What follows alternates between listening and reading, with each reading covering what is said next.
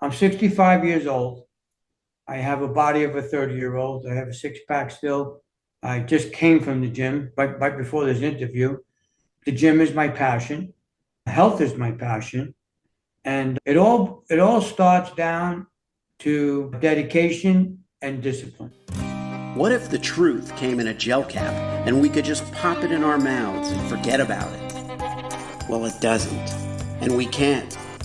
But we can laugh in the face of reality while plotting our survival. Welcome to the Truth Tastes Funny podcast. I am your host, Hersh. And if my guests can handle the truth, so can you. Open wide, folks. Here it comes.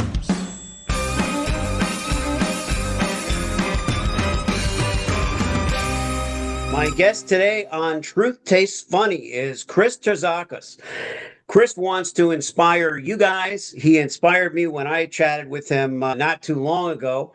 He worked in the construction industry for 40 years, but now he's an entrepreneur working in the investment area. He has a marketing agency, he's a coach, and he's the author of 3 books: Hernia Without Surgery, Natural Testosterone After 60, and Belonging to Yourself.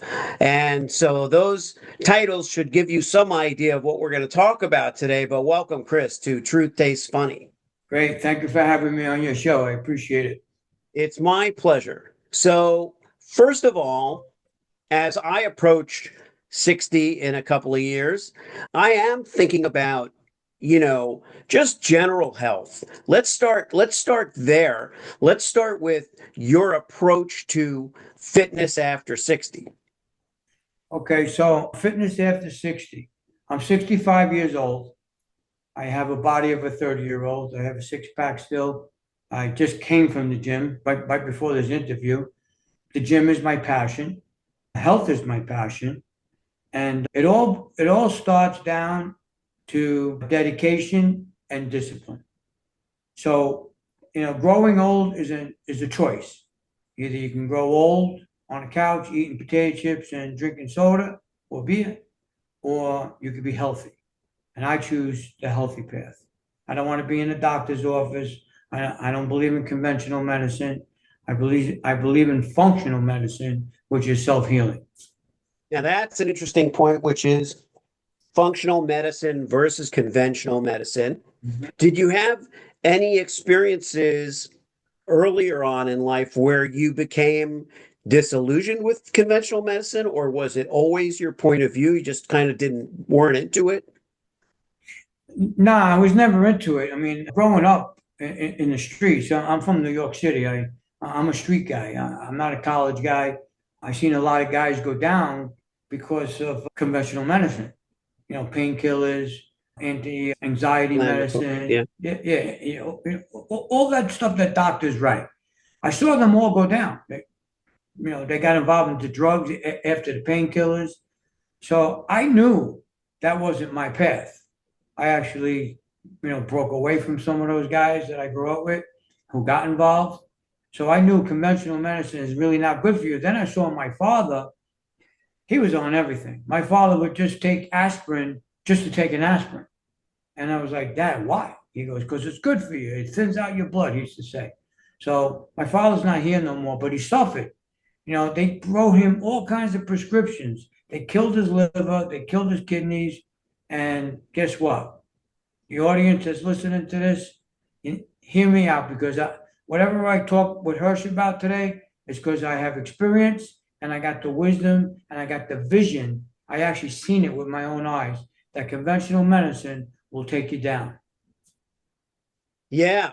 And as someone who has, I think the best way to put it, because I like the idea that it's best to talk a little generally, because we want people listening to all get, the same information, the same message. What happens, do you think, in the healthcare system and, the way that healthcare is managed, that medicine, what we call conventional medicine, became so dangerous, I guess. You know, we thought we were living in a less dangerous time, right?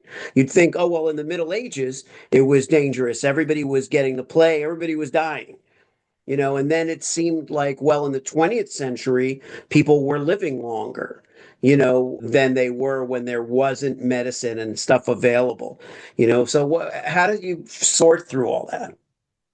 Well, the way I saw through it was conventional medicine is a temporary fix.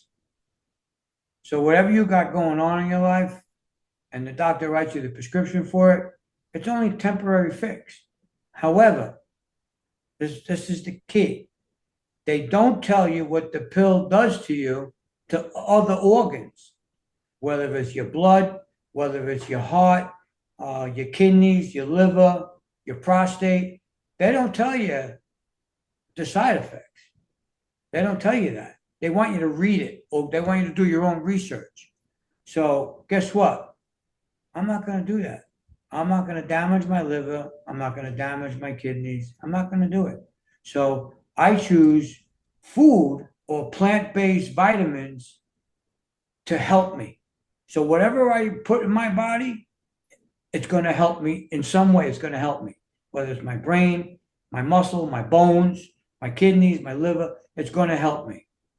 So that's the key kind of conceptual idea is, look, whatever I intake, whatever I put into me, it's going to help. It's not going to harm me. And I'm not going to do a trade-off where it helps alleviate one problem and creates another. And that is across the board. There's almost no medicine that a doctor will prescribe that is not going to have some kind of side effect. You know, and yes, some are possible side effects, but we all have seen the commercials where the list of side effects takes longer than Oh, the thing they're, you know, they're saying. But in terms of plant-based, in terms of some of the things that are good for you, in your estimation, what are some of those good things and what are they good for? well, I have here a few items next to me here. Here's a plant-based. It's called ashwagandha. Okay, this is plant-based. You can get it from, you can order it on Amazon. It's from India. It's an ancient plant-based medicine. What this does is, if you're stressed out, and rather than taking a pill from a doctor that writes you a prescription, I would take an ashwagandha, and that'll lower the cortisol, lower your stress. It's also good at nighttime if you want to sleep. You know, that'll help you with a sleep rather than taking a sleeping pill. I think they write Ambien for sleeping pills, the doctor. This does the same thing. And So so, as an example, yeah, Chris, with ashwagandha, is there a contraindication or any kind of bad, you know, side effect or outcome depending on somebody's, you know, makeup? no, sir. There's no side effects. There's no damage to the liver, no damage to the kidneys or the gut. 100% safe. 100%. And then let's talk a little bit about the surgical aspect. You know, as I had mentioned to you when we talked a while ago, I said, you know, I had a hernia operation when I was 12 or something. Mhm. You know, the idea of curing your hernia without surgery. Tell the audience a little bit about that. Well, again, you know, I got the hernia 15 years ago. Went to the doctor. He checked it out. You know, it's inguinal by my groin. And what is the first thing he says? He says, "I'm going to set you up for surgery." I said, "No, I need to think about it." He goes, "What's there to think about?" I said, "Just give me time to think." You know, I'm in the doctor's office. And so he says, "All right, let me know when you want me to set up surgery." So I said to myself, I'm not going to get surgery. I don't want a piece of mesh in my body for the rest of my life because that's the surgery. They do a mesh surgery. There is a more extensive surgery. It's a lot more money where they take the muscle inside and they somehow join the muscles together to hold in the hernia. It's a little deeper surgery, but I chose not to do any of it. So I said, I'm going to self heal. And that's what I did. I did a lot of research. I did a lot of testing on my own body of how am I gonna get through this. Normally, you can never cure a hernia. There's no 100% cure. However, you can maintain it, you can control it, you can minimize the lump that comes past your 6 layers of skin. You can minimize it, and you can live a normal life. And that's what I choose to do. I know a few people who had the mesh surgery. They had all kinds of complications after it. One person had to go back, I think it was 6 months later, because the mesh snapped inside the body. Now they have to cut you open again, and now you got to get another surgery. So I chose not to do it. It's not me. I'm not going to be going back and forth to doctors. And that's what I did. And I wrote a book about it. My wife actually encouraged me to write the book. Some people would say, well, Chris just has, great genes and he takes care of himself. He doesn't eat badly. He doesn't overindulge and stuff like that. He takes good care of himself. He goes to the gym. Who's to say that that will work for everyone to avoid the kind of treatments, surgery, medical treatments, conventional medical treatments that so many people engage in? Great question.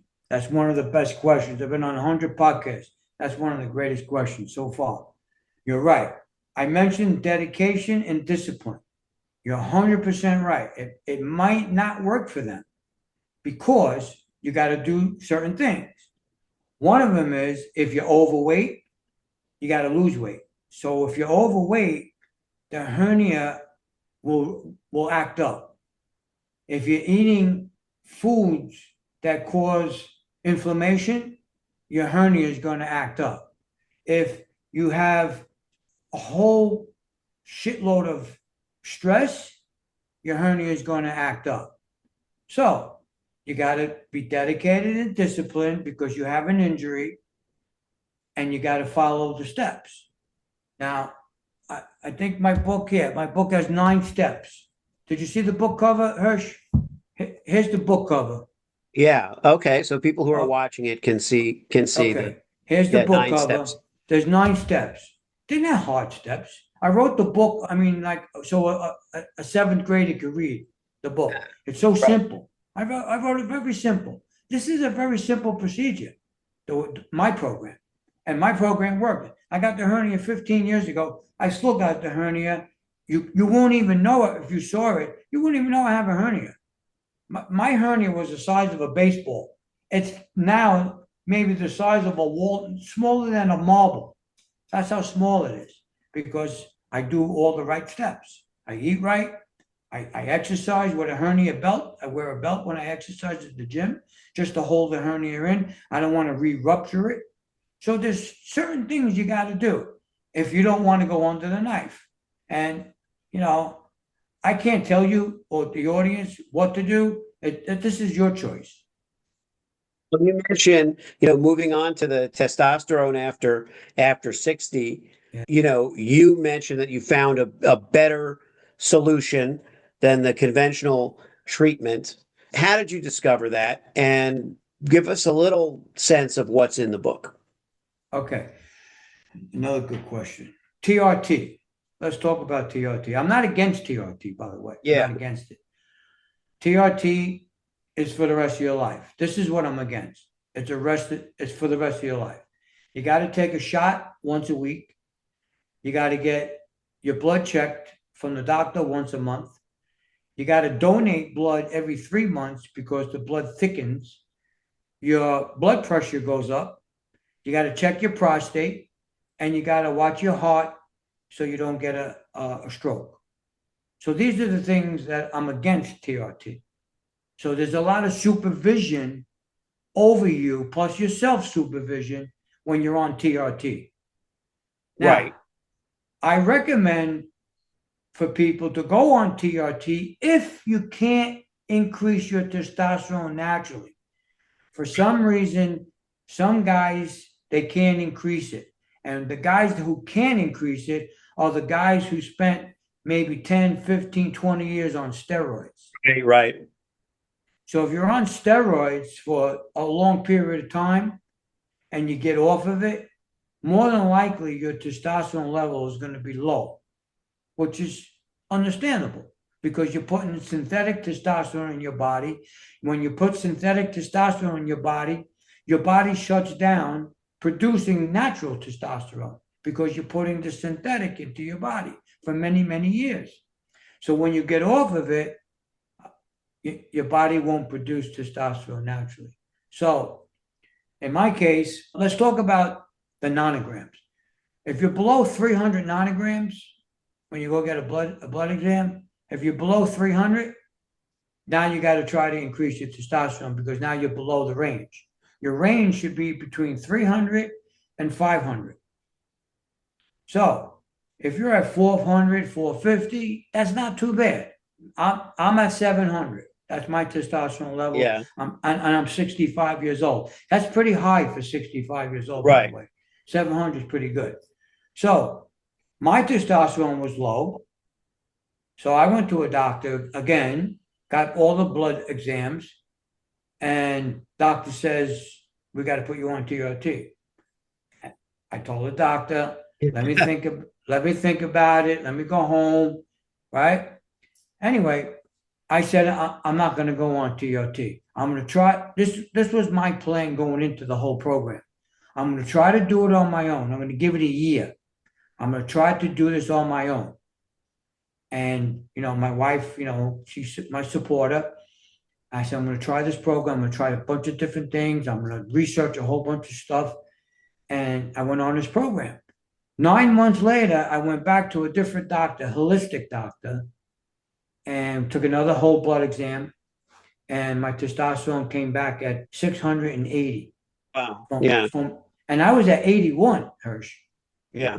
When I first got my test. And by the way, both tests are in the book. This is the book that I wrote. That's a picture of me. There's no Photoshop. That's all natural. That's pretty badass, Chris. That's a badass photo. Yeah. Thank you. I appreciate that. That's because I want to be healthy. And when you want to be healthy, that's what you're going to look like when you want to be healthy. Also on the inside, forget the outside. The inside, you want to be healthy on the inside. So when I went back to the holistic doctor and she said that your level came back at 680, I was like, oh shit. I looked at my wife. I go, oh my God, I can't believe this. And she said, by the way, your insides, this is important. The shell of the outside of a body, you could look good, but your insides could, you could be shitty on the inside. But she said your insides from all your blood exams, you have the insides of a 20-year-old. I was like, really? She said, yeah, whatever you're doing, keep your regimen. And I said, okay, I'll keep the regimen. And that's what I do. I keep the regimen. So my insides is like a 20-year-old. My outside body is like a 30-year-old. And my testosterone level is at 700. So I'm good. I'm good. And the reason why I'm good, I go back to dedication and discipline. Those are the two key things. If you guys are listening to this, it's very key to be disciplined. Don't let somebody come over and say, hey, have a big, huge chocolate cake. Everybody wants to eat chocolate cake. I get it. It's good. Chocolate cake is good. But guess what? It's not good for you right now until you get yourself straightened out. Then you can go have a piece of cake. Right. And then let's finally bring it back around to the inside, to the self-love part. Okay. And why, and I know that when you started writing the first story, your wife told you to sit down and write it because she wanted you to be able to share the whole hernia thing. And the same thing with the second book. And the self-love book, what's the origin of that? That's a memoir about my life growing up in the streets of New York City. I come from a tough neighborhood. So there was a lot of badasses out in the street there in my neighborhood. At that time, again, I'm 65, but in my generation, there was a lot of gangs. You had Latin Kings. You had the Yellow Dragons, which is the Chinese. You had the Latin Tops, another Spanish group. You had the Black Panthers. And then I was with all the Italians. So what happens when all these gangs are around? There's going to be a conflict somewhere. Yeah. And that's how I grew up. From that point on, my best friend got murdered. I was 20 years old. He was 21. I couldn't save him. I tried to save him, but I couldn't save him. And I said, this got to get better. So when we started writing the outline of the book, I told my wife, who would want this life? Look at this shit. We wrote down like, I don't know, 8, 9 things. I said, look, who would want this life? I dropped the pen. And she looked at me. She said, you wouldn't be the person who you are today if you didn't go through this. Yeah. I said, I get it, but look at this life. And she was like, come on, let's continue. Let's write this book. Let's get the message out there. Let people see what you're all about. And maybe somebody can learn something from you. I said, okay. And that's what I did. My final question about all this is, so you had 40 years in construction, an award-winning, baseball coach, Yeah, right? But honestly, to then have a whole other part of your journey that has to do with sharing these experiences. I want the audience, as an author myself, I want the audience to appreciate the commitment that it is. It isn't like, you know, you have an experience and you just make a note about it and you give it to people or you put it on Facebook. It's like when you're writing a book, you're conceiving it, you're organizing it, you're editing it, all of that stuff. So you have become, at this point, an author. Mhm. So looking back at that childhood you shared and that you came up through, did you ever have a vision of the life that you have now of being something that you were gonna realize? No, I never ever imagined that I would ever write a book. I never imagined that I would be alive at 65 years old. I never thought that I would make it this far. I always thought that, my life was going to be shortened in some way. But, what happened over the years, I got into a leadership position. I was able to help people through my leadership position, putting a lot of people to work. I got involved into unions. I was actually, running 4 unions in New York City. So, the Teamsters Union, Carpenters Union, Laborers Union. I was part of that organization. I was part of that group. And when you're in a leadership position, Hersh, a lot of people trust you. You're helping them, you're helping their families, you're putting food on the table, they got health insurance. So when they trust you, they come and talk to you about their personal problems that they have. And, a lot of people I'm not a therapist, but I was able to talk to them, to give them, Yeah, just to give them a positive mindset, because they didn't know what to do in their lives. And that's what I did. Made suggestions, and they ran with it. that's awesome. Well, I'll give you the last word, and if you've already shared a lot of great insights, and the books are everything will be in the show notes where listener, you can get one or all of Chris's fantastic books, and I just want you to leave just a parting word to maybe the people in the audience that haven't been taking care of themselves as well as they should, and sometimes you feel like, well, I haven't done it till now. Now, if I change everything, it's what good is it going to do? You hear that. What am I going to do now? What good is it going to do? So, just a thought to anyone in the audience that thinks maybe that what good is it going to do if they have not taken care of themselves as well as they should? Okay, so people who speak like that, Hirsch, they're not ready. People who procrastinate, they're not ready. You have to actually be fit to be tired. That's to be ready. That's when you know you're ready. So when they act like that, what's it going to do for me? You're making excuses. So that's an excuse. Self care, this is really important. Self care is this, it runs parallel with self love. So if you love yourself, take care of yourself. Self care. When you start taking care of yourself, you realize more and more how much you really love yourself when you take care of yourself. And I recommend that take care of yourself. I recommend that. There's a lot of, if you don't take care of yourself, as you grow old, the complications come because you're growing old.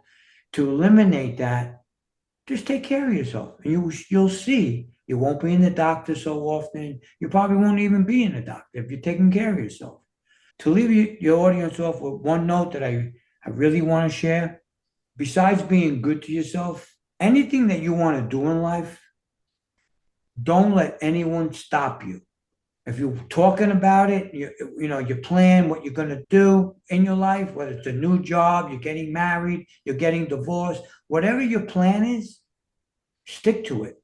Don't let anyone stop you from your mission. You have a goal, do it. If you hear any negativity that you're talking to somebody, you already know you can't talk to that person about it. You got to clip it and find somebody who supports you on your missions in life. And that's what I did. Anyone that gave me negativity in my life about about things that I wanted to do, I just wouldn't. I wouldn't get you out of my life. I just cut back a little bit because I know you're full of negativity, and negativity will only bring you down. So that's what I want to end this podcast with. Thanks so much for tuning into Truth Tastes Funny. If you enjoyed the experience, please leave a 5-star review and share this podcast with your friends.